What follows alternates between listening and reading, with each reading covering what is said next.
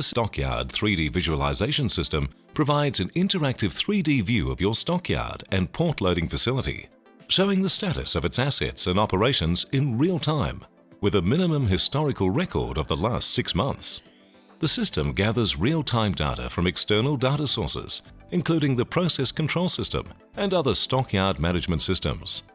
These systems are combined to display the following information in a single, visually rich and easy-to-navigate 3D virtual environment.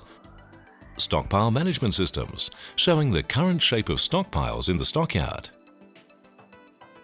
Material tracking systems, showing the presence of material on the conveyors.